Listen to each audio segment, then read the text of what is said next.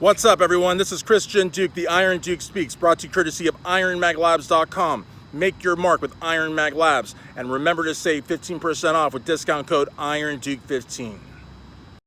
All right, so let's jump right into the fun. Okay, so about a week ago, I submitted an article to IronMagazine.com about a potential feud between former MPD Olympia winner Jeremy Buendia and Ivy Pro League pro bodybuilder Antoine Vaillant. I thought that was over. You know, Antoine guest posed, wearing some board shorts. It was all in good fun. Apparently, Jeremy took some offense at that, and it just escalated to the point where, Jeremy was taking digs at the bodybuilders, saying they weren't making any money, saying they were salty because they weren't successful. But, it's a two-way street, because the bodybuilders and sometimes people backstage, different divisions, they kind of look down at men's physique. Back in the day, 10 years ago, John Romano used to call it the lawn dart division because of the fact they didn't have legs. And, I think Dave Palumbo did a fantastic interview with Jeremy, and he asked him a question that I thought was a very, very good one. Clearly, Dave did his research, and he said, Jeremy, the fact is you got started out as a bodybuilder. Isn't it maybe that you're a little sensitive, hypersensitive, because,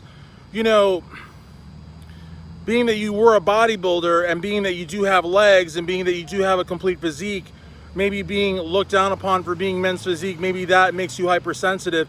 Jeremy didn't seem to see much, merit in that statement, but you could tell that Dave kind of, I think Dave, touched upon something there. The truth of the matter is, this episode here is not about, piling on Jeremy. I think the men's physique guys have a legitimate claim. I think that they oftentimes do get the short end of the stick in terms of public opinion. Let's face it, guys, men's physique is highly in demand. Men's physique and bikini both, as Jeremy did correctly point out, do keep a lot of contests doing very, very well. A lot of competitor entry fees, a lot of fans in the seats wanting to see bikini and men's physique. And you just can't deny that. I mean, that's just supply and demand at its core. Bodybuilding is just not where it used to be. But Palumbo also raised a good point. I don't want to just talk about the Palumbo interview, but it was a very good interview. Palumbo did say, maybe men's bodybuilding would be what it once was if it didn't have to compete with men's physique and classic. Again, very, very valid point. But now where this gets interesting is the fact that it's not just Antoine Vaillant, and nothing against Antoine Vaillant, but now this feud sort of brought in other people, the likes of which Dexter Jackson and Mr. Olympia, the likes of with Kai Greene, a multi-Arnold Classic champion and Olympia runner-up.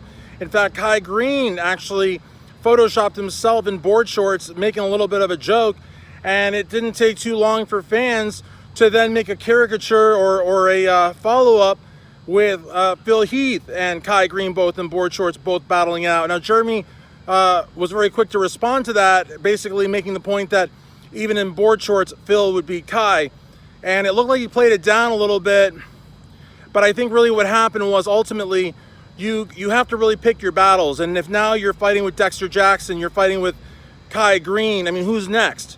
And also, the men's physique community did not really come together behind Jeremy either. I mean, there was a few folks that that certainly did show solidarity. I know King George Brown had made a point on one of his lives that, sort of like enough is enough when it comes to men's physique being kind of like looked down upon.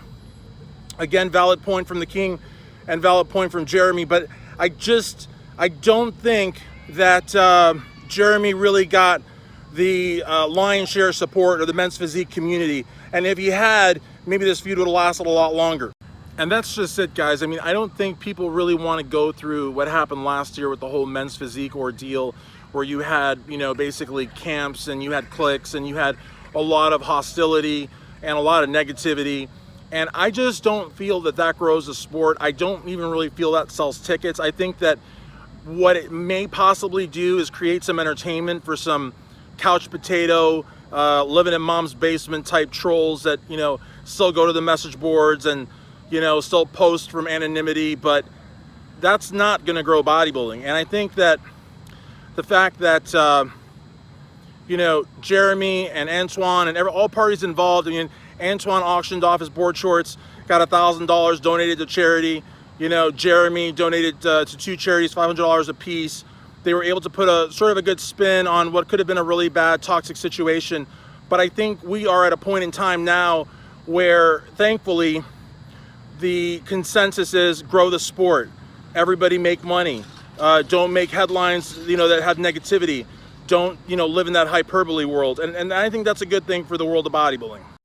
And that'll do it for another edition of the Iron Duque Speaks, brought to you courtesy of IronMagLabs.com. Make your mark with Iron Mag Labs. Save 15% off with discount code IronDuque15. And also, don't forget to join our mailing list. Till next week, thank you.